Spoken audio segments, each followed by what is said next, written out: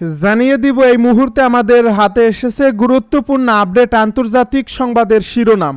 শুরুতেই থাকছে বেপরোয়া ইসরায়েলের লাগাম টানতে ঐক্যবদ্ধ হলো রাশিয়া। এবারে জানিয়ে দিব একটি গুরুত্বপূর্ণ প্রতিবেদন। পারমাণবিক অস্ত্র পরীক্ষার নির্দেশ দিলেন পুতিন। আরও জানাবো কাশ্মীরে ঢুকে পড়েছে পাকিস্তান সমর্থিত সন্ত্রাসীরা, যে কোনো সময় হামলা।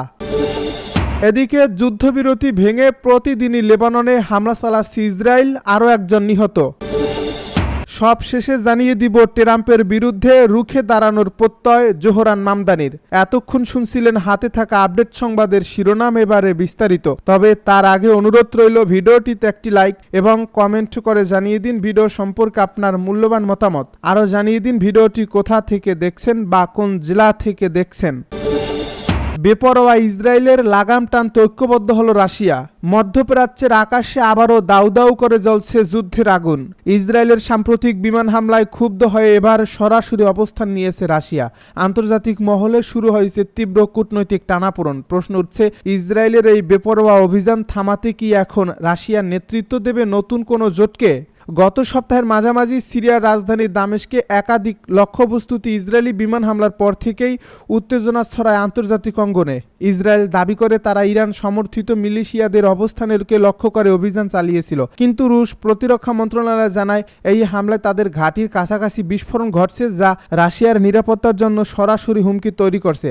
রাশিয়ার পররাষ্ট্রমন্ত্রী সের্গেই ল্যাভরভ এক সংবাদ সম্মেলনে বলেন, ইসরায়েলের এই আচরণ আন্তর্জাতিক আইন লঙ্ঘন করছে এবং মস্কো এমন কর্মকাণ্ড সহ্য করবে না। এর পরপরই রাশিয়া জাতিসংঘ নিরাপত্তা পরিষদের জরুরি বৈঠকের আহ্বান জানায়। অন্যদিকে যুক্তরাষ্ট্র ইসরায়েলের আত্মরক্ষার অধিকার সমর্থন জানালেও ইউরোপীয় ইউনিয়ন প্রকাশ করছে গভীর উদ্বেগ। আন্তর্জাতিক গণমাধ্যম সূত্রে জানা গেছে, রাশিয়া ইতিমধ্যেই সিরিয়ায় মোতায়েন করা S-400 মিসাইল প্রতিরক্ষা ব্যবস্থার কার্যক্রম জোরদার করছে এবং ইরান ও চীনের সঙ্গে সামরিক সমন্বয় বৃদ্ধির উদ্যোগও নিচ্ছে। বিশেষজ্ঞরা মনে করছেন, রাশিয়ার এই দৃঢ় অবস্থান মধ্যপ্রাচ্যে নতুন শক্তির ভারসাম্য তৈরি করতে পারে। ইসরায়েল যদি অভিযান অব্যাহত রাখে, তবে রাশিয়া ও তার মিত্ররা পাল্টা প্রতিক্রিয়ায় নামতে পারে, যা বৈশ্বিক নিরাপত্তাকে বড় ঝুঁকির মুখে ফেলবে।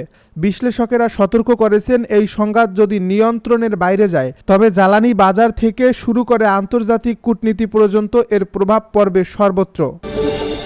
এবার প্রকাশ্যে পারমাণবিক অস্ত্র পরীক্ষার নির্দেশ দিল পুতিন। মার্কিন প্রেসিডেন্ট ডোনাল্ড ট্রাম্পের পারমাণবিক অস্ত্র পরীক্ষা শুরুর ঘোষণার পর এবার রাশিয়ার প্রেসিডেন্ট ভ্লাদিমির পুতিন পারমাণবিক অস্ত্র পরীক্ষার জন্য প্রস্তুতির নির্দেশ দিয়েছেন। এই পদক্ষেপ বিশ্ব রাজনীতিতে অস্থিতিশীলতা বাড়াবে বলে বিশ্লেষকেরা শঙ্কা প্রকাশ করছেন। বার্তা সংস্থা রয়টার্সের এক প্রতিবেদনে এই তথ্য জানানো হয়। রাশিয়ার প্রতিরক্ষা মন্ত্রী আন্দ্রেই বেলোইউসোভ জানিয়েছেন, আর্কটিক অঞ্চলের নোভোয়া জেমলিয়া ঘাটিতে অল্প সময়ের নোটিশেই এমন পরীক্ষা চালানো সম্ভব। উল্লেখ্য, 1991 সালে সোভিয়েত ইউনিয়নের পতনের পর রাশিয়া আর কোনো পারমাণবিক বিস্ফোরণের পরীক্ষা চালায়নি। বিশ্বে উত্তর কোরিয়াই একমাত্র দেশ যারা 21 শতকে পারমাণবিক পরীক্ষা চালিয়েছে।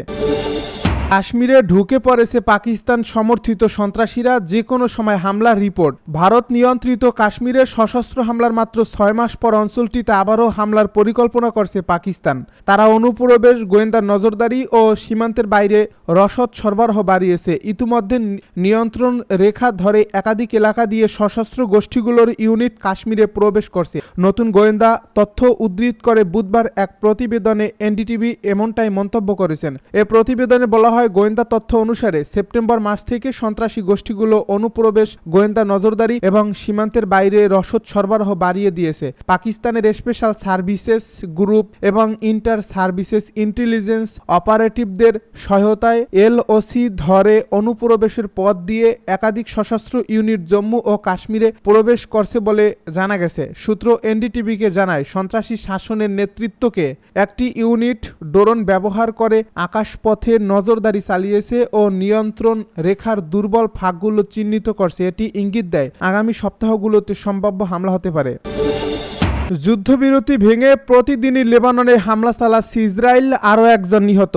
যুদ্ধবিরতি ভঙ্গ করে লেবাননের দক্ষিণাঞ্চলে প্রতিদিনই হামলা চালিয়েছে ইসরায়েল। বুধবার লেবাননের স্বাস্থ্য মন্ত্রণালয় জানিয়েছে, দখলদার বাহিনীর হামলায় আজও একজন নিহত। এক বিবৃতিতে মন্ত্রণালয় বলছে, দেশের দক্ষিণাঞ্চলের বুর্জ রেহালে একটি গাড়িতে ইসরায়েলি শত্রুর হামলায় একজন নিহত এবং একজন আহত হয়েছেন। লেবাননের জাতীয় সংবাদ সংস্থা জানিয়েছে, এই হামলাটি একটি স্কুলের কাছে রাস্তায় আঘাত হানে, যার ফলে শিক্ষার্থীদের মধ্যে আতঙ্ক ও ভীতি ছড়িয়ে পড়ে। এক বছরেরও বেশি সময় ধরে যুদ্ধের পর লেবাননের হিজবুল্লাহ ও ইসরায়েলের মধ্যে 2024 সালের নভেম্বরে যুদ্ধবিরতি চুক্তি কার্যকর হয়।